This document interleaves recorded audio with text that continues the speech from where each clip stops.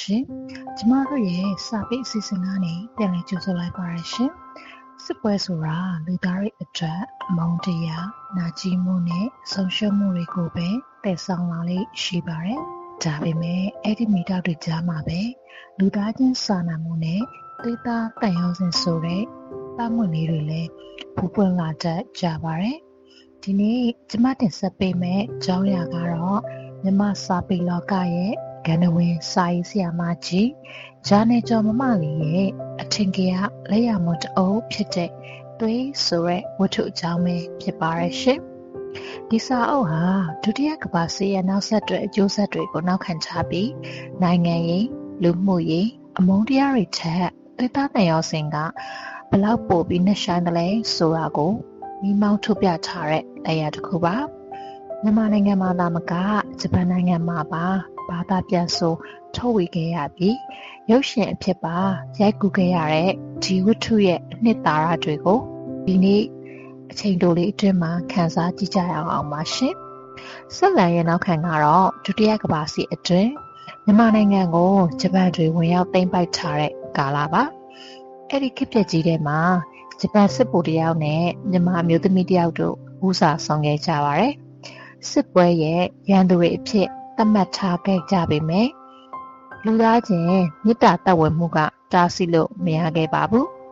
သူတို့နှစ်ဦးရဲ့အချစ်ကနေသမီးလေးတယောက်မွေးဖွားလာခဲ့ပါတယ်သူမရဲ့နာမည်ကတော့ယူမီပါ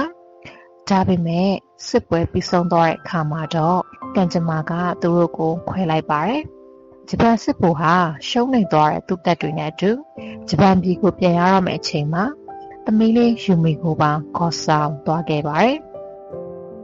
မြန်မာမိခင်ကတော့ဒီမြေဒီမှာပဲကျန်ခဲ့ရတာပေါ့အချိန်တွေအများကြီးကုန်လွန်သွားခဲ့ပါတယ်မြန်မာပြည်မှာကျန်ခဲ့တဲ့မိခင်ဟာနောက်အိမ်တောင်ပြုတ်ပြီးသားလေးတယောက်ထပ်မံထုံကားခဲ့ပါတယ်ဒီတော့ဂျပန်ပြည်ရောက်နေတဲ့ယူမီနဲ့မြန်မာပြည်ကသားလေးတို့ဟာ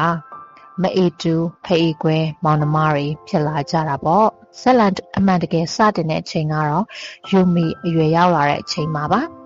ဂျပန်ပြည်မှာကြီးပြင်းခဲ့ရပေမဲ့ယူမီရဲ့စိတ်ထဲမှာသူမရဲ့မိခင်အရင်နဲ့မြန်မာပြည်ကဆွေမျိုးတွေကိုတွေ့ကျင်တဲ့စံတာကအမြဲတမ်းပြင်းပြနေခဲ့ပါတယ်ဒါကြောင့်တနေ့မှာတော့ယူမီဟာသူမရဲ့စမြစ်ကိုရှာဖွေဖို့မြန်မာနိုင်ငံကိုတကူတော်ခရီးထွက်လာခဲ့ပါတယ်သူမရဲ့အထက်ကရည်ရွယ်ချက်ကအမေကိုပြန်တွေ့ဖို့ပါဒါပေမဲ့ကံကြမ္မာကမျက်နှာသာမပေးခဲ့ပါဘူးယူမီမြန်မာပြည်ကိုရောက်တဲ့အချိန်မှာတော့သူ့အမေကဆုံးပါသွားခဲ့ပါပြီအမေမရှိတော့ဘူးဆိုတဲ့သတင်းကယူမီအတွက်ကဘာပြတ်တယ်လို့ပါပဲဒါပေမဲ့ယူမီအားမလျှော့ခဲ့ပါဘူးအမေမရှိတော့ပေမဲ့သူ့အတွက်ဒီကဘာမှာသွေးသားတော်ဆက်တဲ့နောက်ထပ်လူတစ်ယောက်ကျန်နေသေးတာဆိုတာကိုသူသိပါတယ်။အဲ့ဒါကတော့သူ့ရဲ့အမေတူဖေးကွဲမောင်လေးပါပဲ။ယူမီဟာအဲ့ဒီမောင်လေးကိုတဲတန်ရှာဖွေပါတော့တယ်။နောက်ဆုံးမှာတော့သူတို့မောင်နှမနှစ်ယောက်တွေ့ဆုံခွင့်ရခဲ့ကြပါတယ်။ဒါပေမဲ့ဒီတွေ့ဆုံမှုဟာယူမီထင်ထားသလိုကြည်နူးစရာတွေ့ဆုံမှုမျိုးမဟုတ်ခဲ့ပါဘူး။ဒီနေရာမှာဆက်လန်ရဲ့အထွတ်အထိပ်ပဋိပက္ခကိုတွေ့ရမှာပါယူမီကမောင်လေးကိုသွေးသားတန်ရောစင်အပြည့်နဲ့အမတယောက်ရဲ့မေတ္တာနဲ့ရင်ခွင်ဖွင့်ကြိုးဆိုခြင်းပေမဲ့မောင်ဖြစ်သူဘက်ကတော့လုံးဝလက်မခံနိုင်ခဲ့ပါဘူး။ဘာကြောင့်လဲဆိုတော့မောင်ဖြစ်သူရဲ့စိတ်ထဲမှာ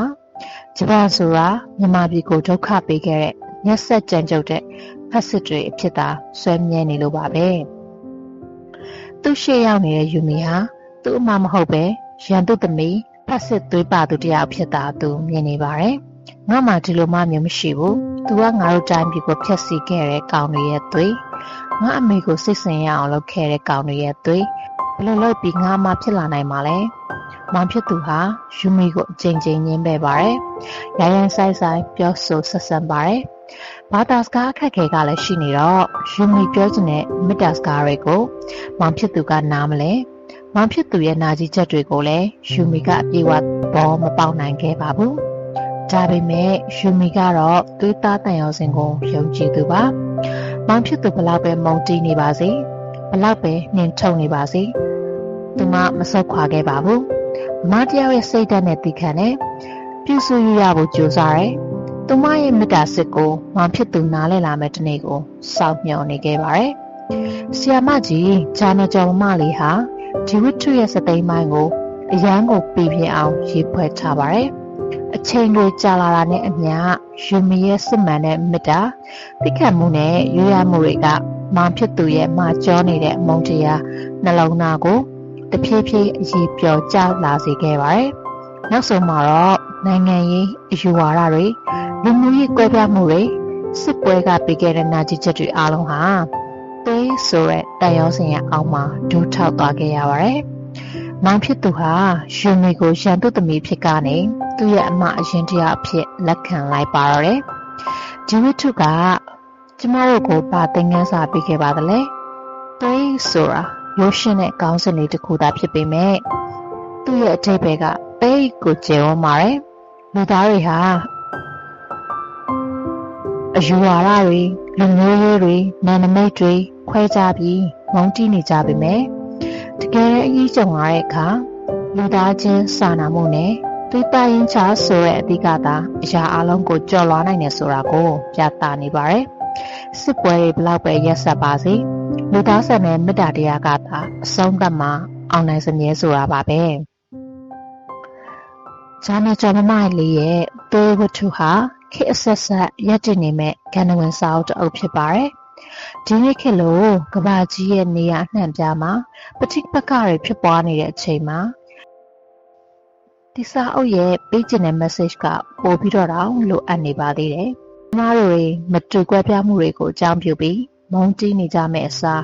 တူညီတဲ့လူသားသွေးသားတွေအဖြစ်နားလည်ပေးနိုင်ကြမယ်ဆိုရင်ကမ္ဘာကြီးကပိုပြီးငြိမ်းချမ်းလာမှာအမှန်ပါပဲ။ဒီနေ့အစီအစဉ်ကိုနားဆင်ပေးကြတဲ့အတွက်ကျေးဇူးတင်ပါတယ်။နောက်တစ်ပတ်မှာလည်းဘယ်လိုစာအုပ်ကောင်းတွေနဲ့ပြန်လည်ဆုံတွေ့ကြရမလဲဆိုတာစောင့်မျှော်အားပေးကြပါအောင်ရှင်။ကျွန်မကတော့အစီအစဉ်တင်ဆက်သူမိထွတ်ပါအားလုံးကိုကျေးဇူးတင်ပါတယ်ရှင်။